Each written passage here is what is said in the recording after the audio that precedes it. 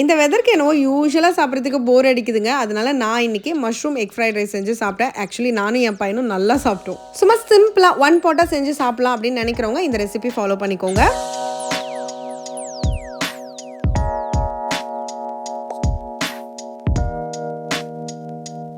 So உங்ககிட்ட என்ன mushroom இருந்தாலும் அதை எடுத்து க்ளீன் பண்ணி வச்சுக்கோங்க. ஸோ பேனில் ஒரு கரண்டி எண்ணெய் ஊற்றிக்கோங்க. அதில் 3 முட்டையை ஸ்க்ராம்பிள் பண்ணிக்கோங்க. லைட்டாக பெப்பர் அண்ட் சால்ட் மட்டும் போட்டால் போதும். ஸ்க்ராம்பிள் பண்ண எக்ஸை தட்டில் மாற்றிட்டு அதே மாதிரி மஷ்ரூம்ஸையும் நீங்கள் வதக்கி எடுத்துக்கோங்க.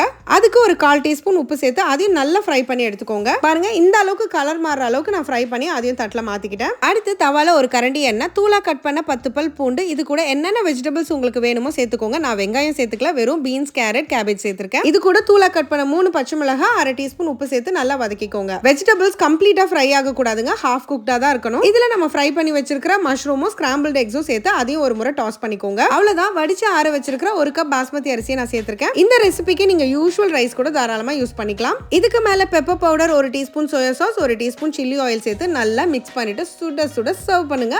அட்டகாசமா இருக்கும். என்ன ட்ரை பண்ணும்போது மறக்காம ஸ்டவ்வோடு சமைக்கும் போது கொஞ்சம் லவ்வோடு சமைச்சீங்கன்னா சுமாரா இருக்கிற சமையல் கூட சூப்பரா இருக்கும்.